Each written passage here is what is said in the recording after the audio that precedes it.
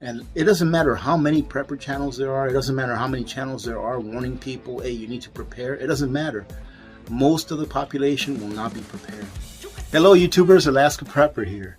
Ladies and gentlemen, it's about, 7:30 in the morning. All right, I've already done some of my chores for today, and I figured I'd sit out in my front porch.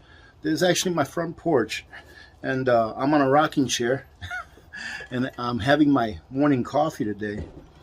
And I was just, watching a couple of my YouTube videos for the day, trying to catch up. And you know what? Before I even start, okay, before we even get into this conversation, please do me this favor, all right?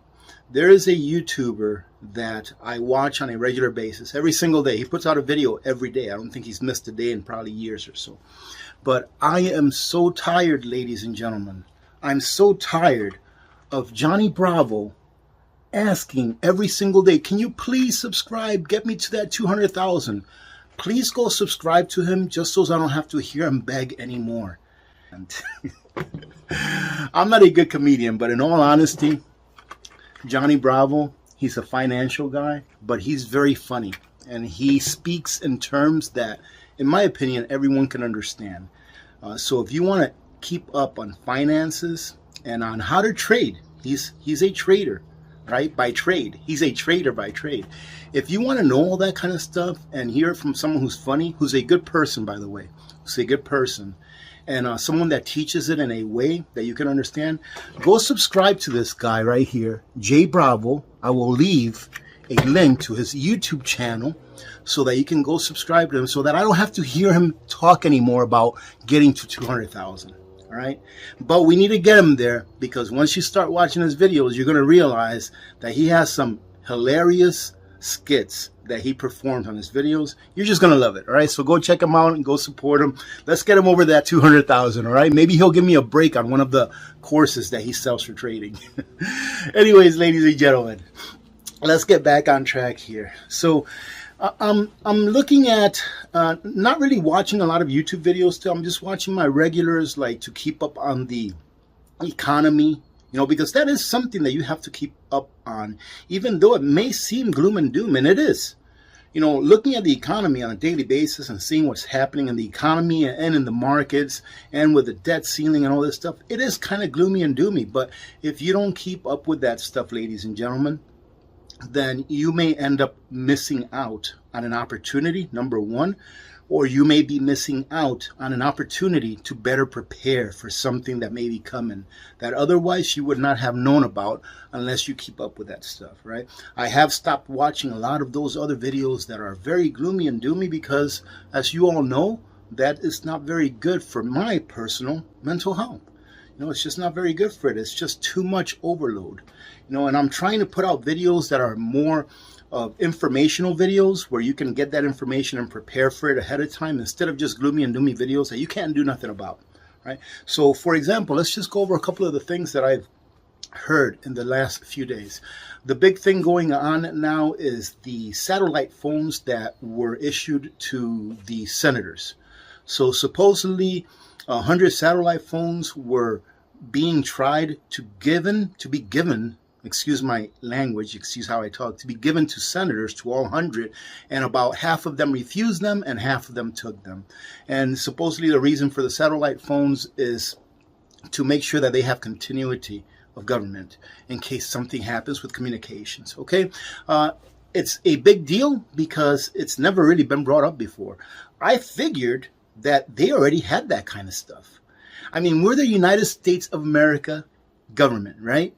And you're telling me that senators, they didn't already have satellite phones? So anyways, is that something to be worried about? It could be, it could be a prelude to maybe what's going to happen, Black Flag event or something like that, that may be happening in the future. I don't know. But those are the kinds of things that I really haven't been reporting on, because there's really nothing we can do about that. Another thing that I've been hearing is the 60 ton, is it? I think it's 60 ton of fertilizer or nitrate that came missing from a train from point A to point B. Oh, just a second. Karma's here trying to give me some troubles. Girl, go play. Go on, go play. Go on. She sees me out here and she just wants to play all the time. Oh, and the mosquitoes are starting. Give me a second, ladies and gentlemen. You see, now that there should prove to you all that I was not very well prepared, right? But while I was letting the dogs in and taking care of the mosquitoes, let me show you real quick for those of you that don't know what a thermocell is. Thermocell, they come in different types. And what a thermocell is just a device that heats up. I'll call it a little grill. It heats up a little grill that will then allow this pad that you purchase that has the aroma that the mosquitoes don't like, it will allow that to gas off. And it's not like harmful to you, right? And this is what the pad looks like once it's been used up, discharged. So it starts out blue like that, and it's been discharged. It looks white like this. And you can see that the bottom is kind of like burned up a little bit because it's the part that receives the heat. So in order to put one in, you just slide it in just like this. See that? And you put in the new one. So this one right here. And ladies and gentlemen, I'll tell you what, once this has been going for like maybe 3 to 5 minutes, mosquitoes won't get anywhere near me, right? Maybe one will fly across and then smell that and go, but they won't get anywhere near me. It's an awesome thing to have. You have to have one if you have mosquito problems where you live. So like I was saying before Karma and these mosquitoes interrupted me, the other thing that I've been hearing is the talk about the fertilizer, the nitrates that came up missing, 60,000 pounds, I think, or 60 ton, whatever it is, 60 something, which is an awful lot. So now people are worried that there may be some kind of an attack. Am I saying that the possibility of there being an attack is nil? Absolutely not. I mean, how in the world do you lose 60 ton of fertilizer from point A to point B that was inside of a cart? I believe that the excuse that the railway is using, is that there was a leak in the bottom, because when these carts, when they empty out, they have a chute in the bottom of the cart that gets pulled and it opens up like a manhole type chute, and all of the contents inside go outside like that, go out of it from the bottom. So they're saying that maybe there was a leak in the bottom and that it all spilled out from point A to point B.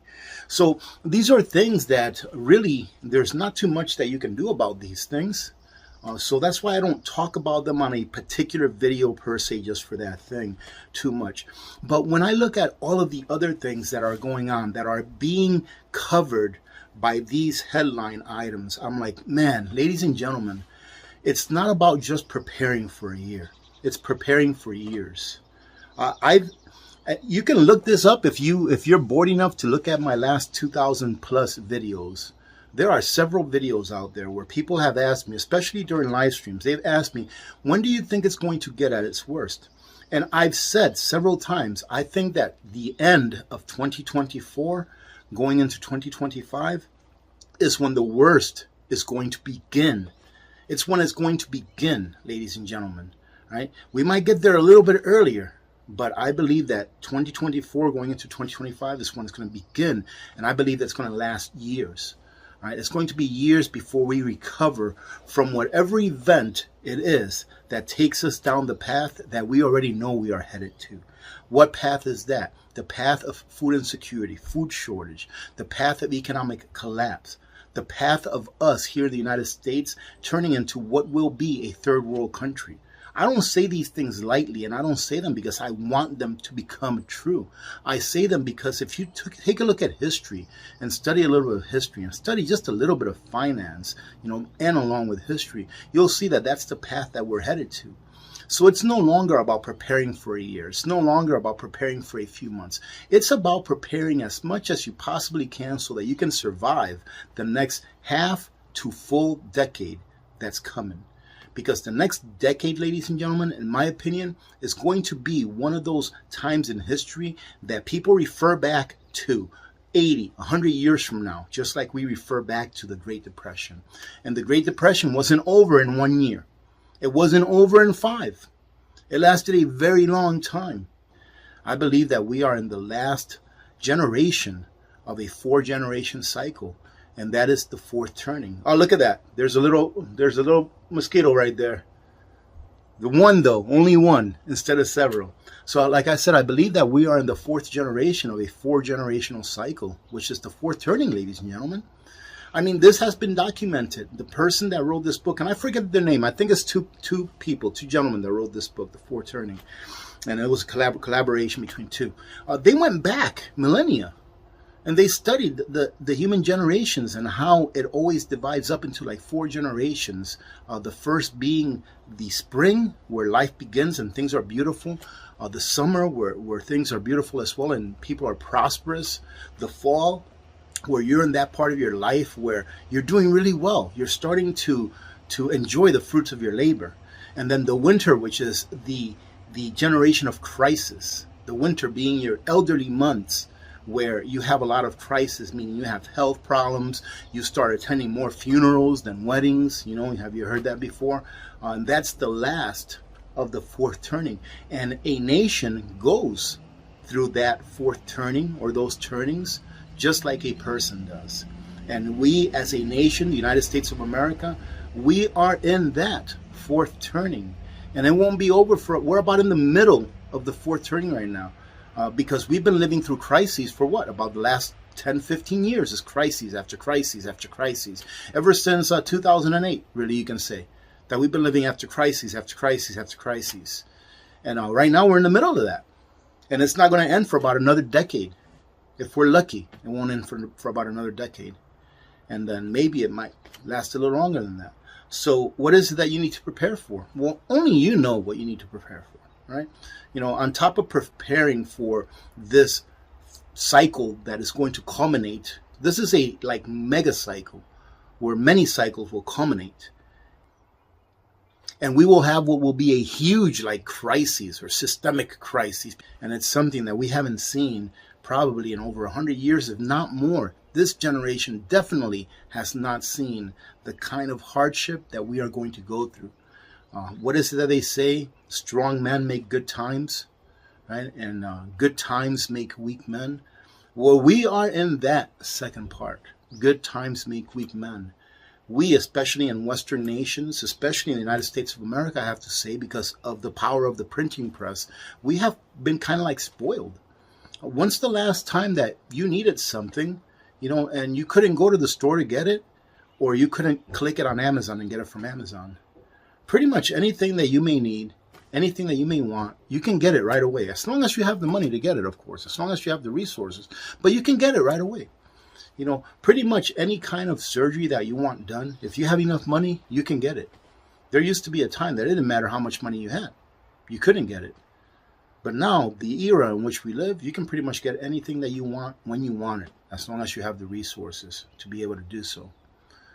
And that is going to go away, because globalization is going to go away. We're going to turn back into a very big world. Right now, our world is very small, but the world is going to get big again. What do I mean that our world is very small? Right now, if something happens in Pakistan that's a huge event, we'll know about it within 2 minutes because it'll be on social media.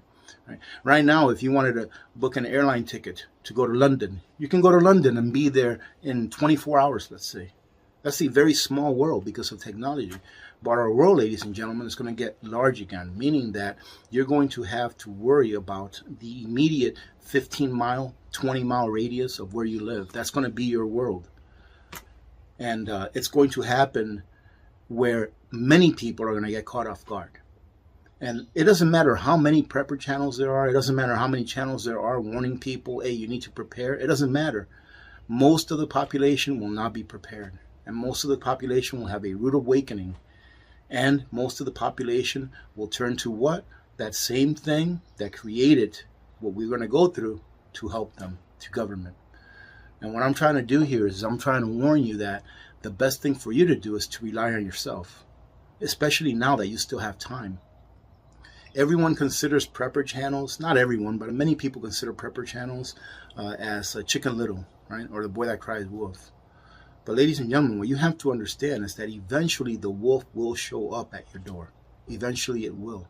So the question is this: would you rather be prepared 5 years or 10 years early? I know some people that have been prepping for 20, 30 years. It's just part of their life. I haven't even been prepping that long. But would you rather be ready 5, 10 years early? Be prepared and be confident that if something happens, you can make it through? Or would you rather start prepping the day after everything starts to fall apart, where you're going to have to be fighting against other people, rushing the stores, panic buying, because they did not prepare just like you didn't prepare? So we need to prepare not only for the next year or 2 years, but for the next several years. I do believe now that if you have like 1 year's worth of preps, that you can stretch that out a long time, because food's not going to disappear from the shelves. No matter how much of a food shortage there is, there will be food available. Is it, will you be able to afford that food? You know, and you'll always be able to get food here or there. You'll always be able to get it, but will you be able to get enough? And that's what your preparations are for, or to be able to fill in those gaps of the things that you can't get during the hard times. 1 month it may be flour. You can't get flour. You can't find it anywhere. You know, they're not at the stores, but you have some flour put away. And you may be able to use some of that flour to barter with someone else who needs it as well for something that maybe you don't have. One month it may be rice that they can't get a hold of. You know, it's kind of like in Cuba. I saw a video not too long ago about Cuba, and it was exactly about that. And they were saying, well, yeah, they have cooking oil now. They have vegetable oil, but they didn't have it for the last month or so. And we're hoping that next week or so they'll have flour or sugar or you know, one commodity or one basic item to another. It's always something in shortage. And that's what having a prepared pantry, right, a deep larder, that's what having that is for. So that you can supplement those things that you cannot get with the things that you have in your pantry. So if you have a year's worth of preps, it doesn't mean that you're going to stop getting stuff at the store. You don't do that now. You fill in your gaps. But if you have a year's worth of preps, that means that when something's in shortage, you can use it from your preps. And then when it comes back online and you can purchase it again, you can buy it and put it back into the back of your preps. And you're still filling in the gaps, even during crisis. All right, I'm going to go ahead and leave this video as it is. I'm going to finish drinking my coffee here. Make sure that you go and give Johnny Bravo a subscription so that guy can stop whining about his 200,000 subscribership. Goodness gracious, ladies and gentlemen, some people. But in all honesty, I love watching Johnny Bravo. I watch him every single day, right? And it's because he puts his message out. He's a really good guy, and he's very smart. All right, so go check him out. Other than that, have a great day. God bless every one of you. God bless America. I'm Alaska Prepper. I'm out.